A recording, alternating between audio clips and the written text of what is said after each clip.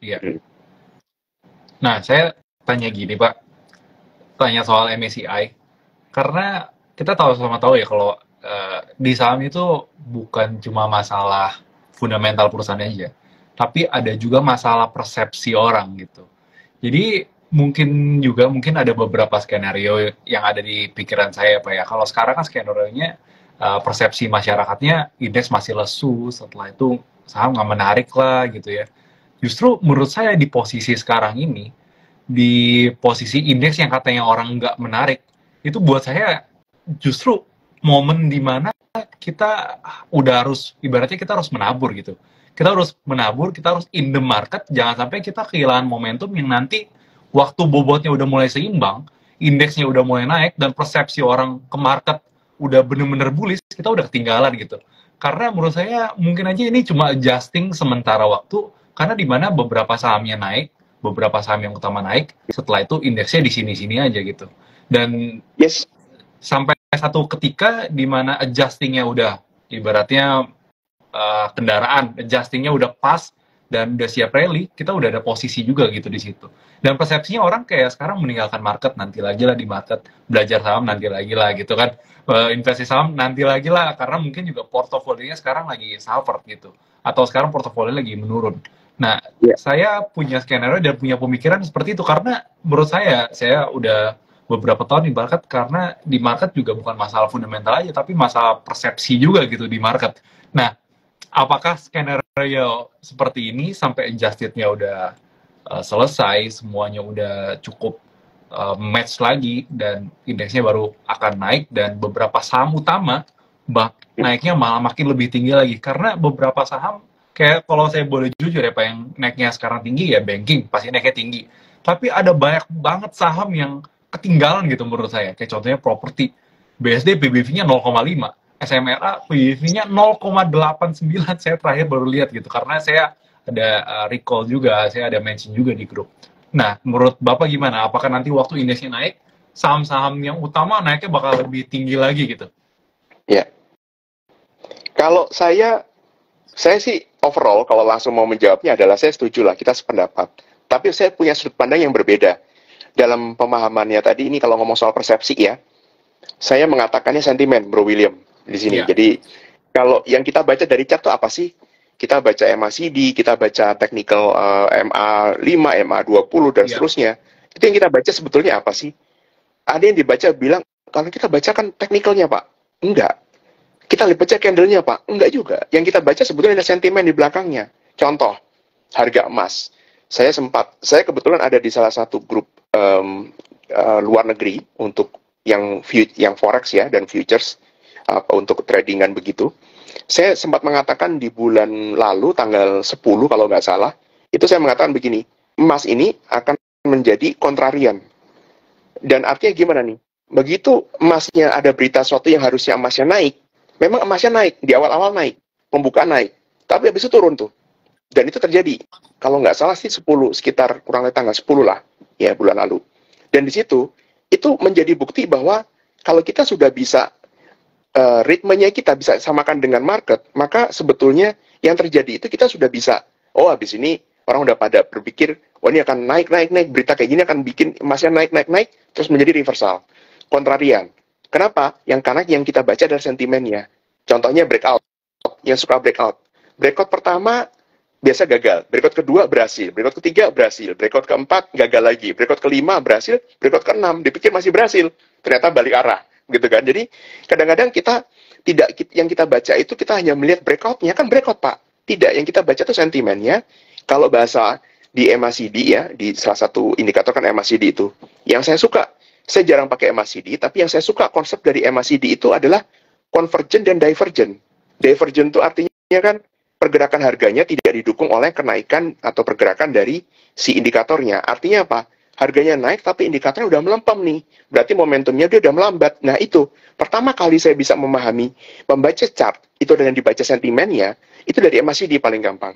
Berikutnya kemudian sampai ke level candle per candle di hariannya ya, itu yang saya lihat. Nah, kembali ke soal yang Bro William tadi sampaikan, soal persepsi.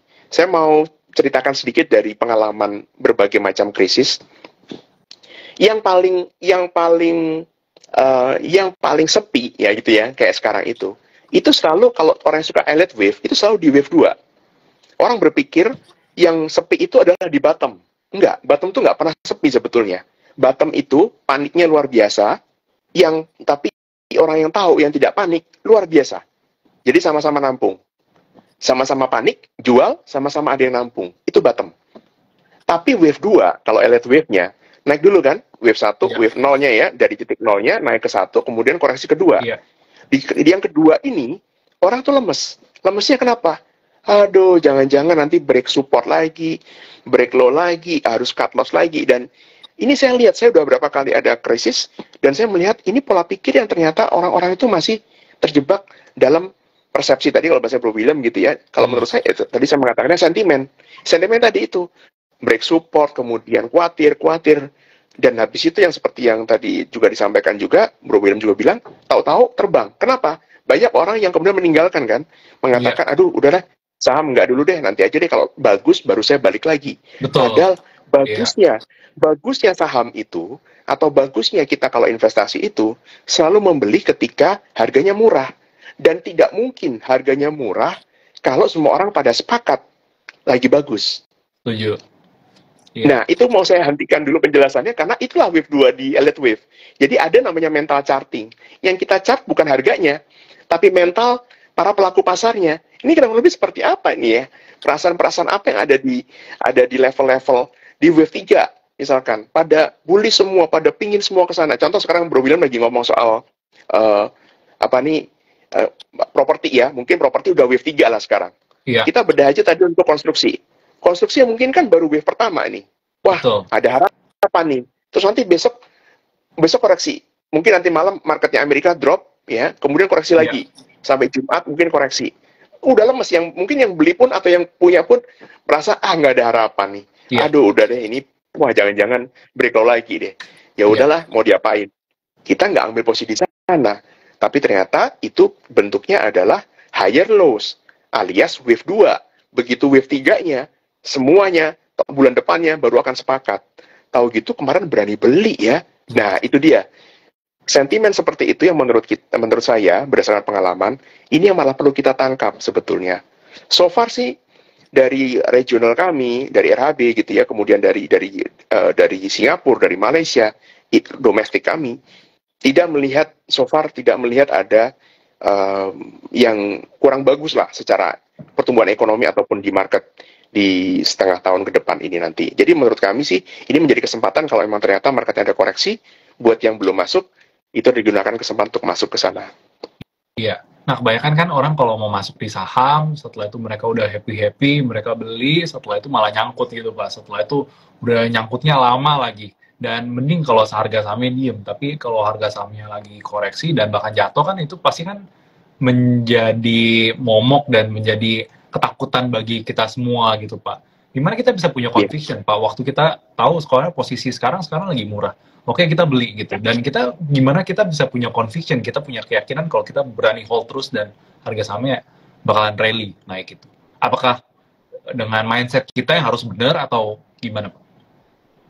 Mindset itu satu.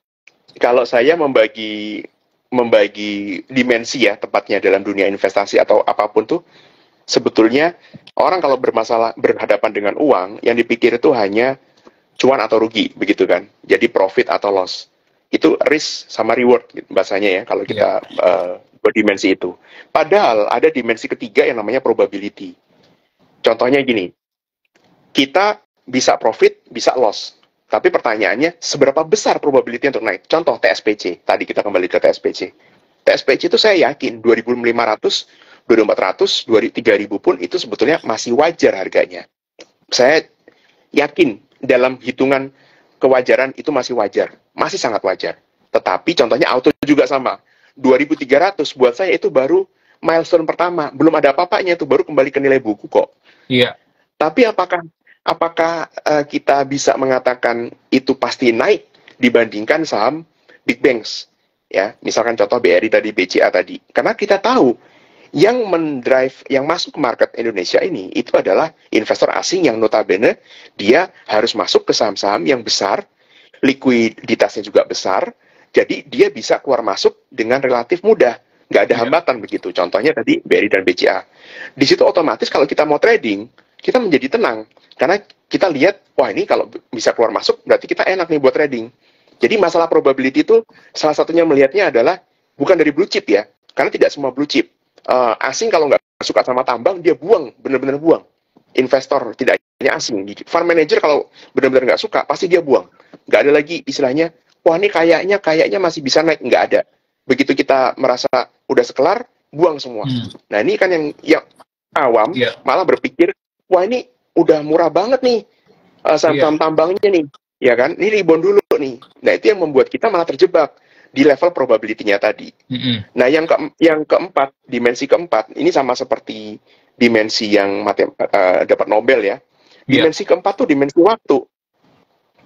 Dimana kalau dimensi waktu, kalau kita hitung, itu dia bisa muncul, bisa tidak.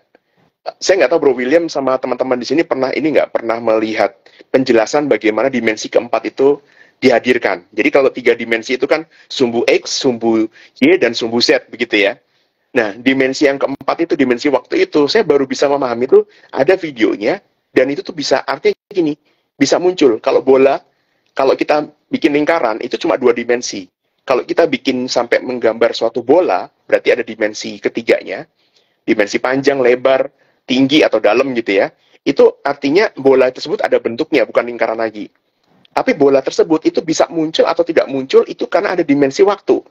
Jadi kalau kita ngomong ada dimensi waktu seperti ini, waktunya kapan munculnya, itu walau alam katanya begitu. Dan itu yang kita nggak tahu juga. Nggak ada seorang pun yang bisa, meskipun notabene kata market maker sekalipun gitu ya, market maker mau naikkan harga, kemudian marketnya lagi jelek, nggak ada yang mau ikutan, ya nggak bisa juga, akhirnya turun juga, betul kan? Jadi market maker sendiri pun juga mereka harus mikir-mikir, ini gue angkat, Bro William mau ikut nggak ya? Bro William nggak mau ikut, ya udah deh nggak naik dulu deh. Nah ceritanya seperti itu tuh, kurang lebih. Nah itu adalah dimensi yang keempat tuh dimensi waktu, di mana sebetulnya semua aspek kehidupan kita itu tidak ada yang bisa memprediksi secara pasti 100%. Dan itulah kenapa dimensi kelimanya menurut saya itu menjadi penting ya, itu gitu Bro William. Dimensi kelimanya nggak usah di-spill nanti lah Pak ya. Karena dari tadi saya 1, 2, 3, 4 kayak banyak banget gitu, luar biasa. Betul. Dimensinya cuma 5 kok. Aja udah detail banget dan dalam banget gitu ya. Kayak lebih enak nanti ketemu Pak Berlian, kita ngobrol-ngobrol di acara di hari Sabtu ya. Karena jujur saya dari tadi nangkep beberapa penjelasan dari Bapak cukup dalam sih Pak. Jadi kayaknya lebih enak nanti kita adain event, dan kebetulan kita hari Sabtu ini buat teman-teman semua yang mau join, nanti kita ada event sama Pak Berlian, saya bakalan sama Pak Marco juga bakalan adain acara, kita bakalan ngupas tentang saham buat teman-teman semua yang mungkin sedikit apatis sama saham, seperti yang tadi Pak Berlian bilang tadi, kita ragu-ragu sama posisi sekarang, padahal sebetulnya posisi sekarang, posisi yang menurut saya good shape buat kita in the market gitu. Tapi gimana caranya kita bisa punya conviction, kita punya keyakinan, dan market juga probability, dan market juga ada momentumnya, ada waktunya gitu. Gimana cara kita bisa punya momentumnya dan punya kesiapan, dan keberhasilan kan antara kesiapan dengan momentum kan. Jadi menurut saya kita harus terus bersiap diri suatu saat nanti apa yang kita beli rally semua gitu.